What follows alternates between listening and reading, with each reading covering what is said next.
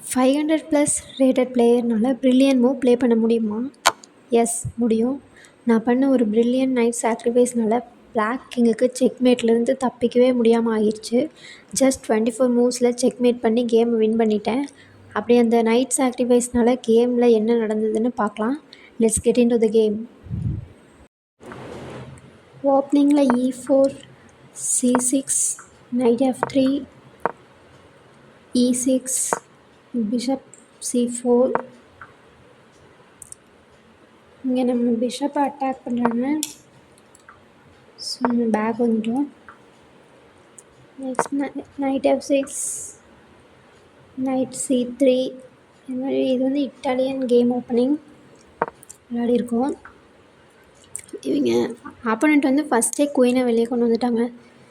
இது மேக்ஸிமம் இப்படி யாரும் பண்ணக்கூடாது, குயினுக்கு சேஃப்டி இல்லாமல் போயிடும்.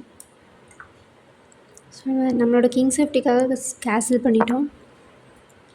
இங்கே நம்ம நைட் அட்டாக்ல இருக்குது. ஸோ சேஃப்டி ஸ்கொயருக்கு மூவ் பண்ணிட்டோம். நைட் டேக்ஸ் பான். ஸோ நம்ம அந்த நைட்டை அட்டாக் பண்ணுறோம். பின்னாடி போயிடுச்சு. நெக்ஸ்ட்டு இந்த ஓப்பன் ஃபைலில் வந்து ரூக்கை மூவ் பண்ணி வச்சுக்கிறோம். ஸோ ஆப்போனண்ட் வந்து H6 பிஷப்பை டெவலப் பண்ணியிருக்கோம். அந்த பிஷப்பையும் அட்டாக் பண்ணுறாங்க. ஸோ பின்னாடி நம்ம நைட்டை எடுத்துக்கலாம். Bishop takes bishop. இந்த நைட்டை டெவலப் பண்ணியிருக்கோம். வந்து அவங்க கேன்சல் பண்ணிட்டாங்க. பட் வந்து பார்த்திங்கன்னா கிங் சைடு வந்து வீக்காக இருக்குது. இங்கே பார்த்தாலே தெரியும். இந்த ஸ்கொயர்லாம் வீக் ஸ்கொயர்ஸ் ஆப்போனண்ட்டுக்கு. இதை நம்ம ஏதாச்சும் யூஸ் பண்ணிக்கணும். இதுவும் வீக். ஸோ நம்ம என்ன பண்ணோம்னா நம்மளோட குயினை வந்து H5ல வச்சுருக்கோம்.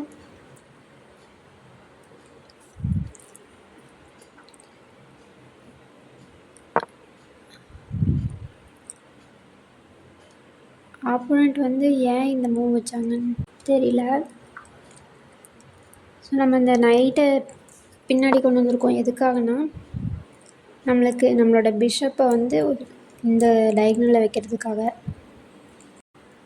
நம்ம நைட்டை பின்னாடி கொண்டு வந்து இந்த 2 பானையும் மூவ் பண்ணி நம்மளோட பிஷப் வந்து இங்கே வரப்போகுது. இதுதான் பிளான். So opponent F6. நம்ம பிளான் படி பானை மூவ் பண்ணிட்டோம். பிஷப்பை வச்சு செக் கொடுக்கலாம். ஸோ இங்கே பான் வச்சு டிஃபெண்ட் பண்ணுறாங்க. இந்த நெக்ஸ்ட் வந்து நைட் டேக்ஸ் திஸ் பான். ஏன்னா இந்த பான் வந்து பின்னில் இருக்குது. நம்ம நைட்டை அதனால் எடுக்க முடியாது. ஸோ நம்ம வந்து இந்த நைட்டை வச்சு இந்த பானை எடுத்துட்டோம். செக்கும் இருக்குது ஆல்சோ. இங்கே செக்கு. ஸோ கிங்கை மூவ் பண்ணி தான் ஆகணும். கிங் டு G7 வந்திருக்கு. இந்த பொசிஷனில் நீங்கள் ஒயிட்டாக இருந்தால் என்ன மூவ் பண்ணியிருப்பீங்கன்னு சொல்லுங்கள். நான் வந்து என்ன பண்ணேன்னா இந்த நைட்டை வச்சு இந்த பானை எடுத்து நைட்டை சாக்ரிஃபைஸ் பண்ணியிருக்கேன் இங்கே. ஏன்னா இந்த பான் டேக்ஸ் நைட், ரூக் டேக்ஸ் பான். ஸோ நமக்கு இந்த டயகனல் கிடச்சிரும். நம்ம குயினை மேலே கொண்டு வந்து செக்மேட் பண்ணுறதுக்கு ஈஸியாக இருக்கும். So pawn takes knight, rook takes pawn. இப்போ அந்த செக்மேட் வைக்கிறதுக்கு இல்லாமல் பிஷப் வந்து இந்த ஸ்கொயரை கண்ட்ரோல் பண்ணிக்கிட்டு இருக்கு. ஸோ நம்ம வந்து என்ன பண்ணலான்னா இங்கே வச்சு செக் கொடுத்துருக்கோம்.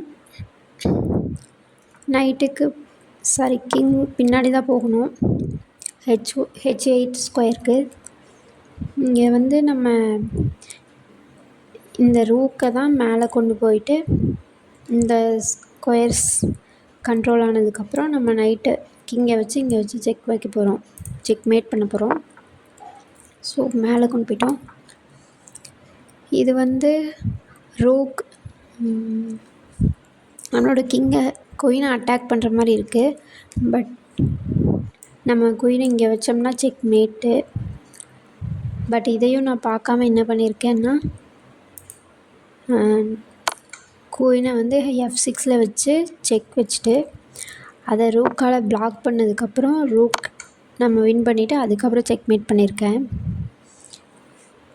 நானும் இந்த செக்மேட் மிஸ் பண்ணக்கூடாது அப்படின்னு ஒவ்வொரு டைமும் கான்ஷியஸாக தான் விளையாடுறேன். பட் எங்கே மிஸ் பண்ணேனே தெரில.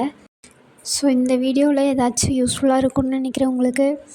நீங்கள் பிகினராக இருந்தீங்கன்னா என் கூட சேர்ந்து செஸ் ஸ்கில்ஸை டெவலப் பண்ணலாம். பிகினராக இருந்தீங்கன்னா இந்த சேனலை ஃபாலோ பண்ணிக்கோங்க. யூஸ்ஃபுல்லான டிப்ஸ், ட்ரிக்ஸ், பசில்ஸ் இது மாதிரி நிறையா சேனலில் வரும். சப்ஸ்கிரைப் பண்ணிக்கோங்க.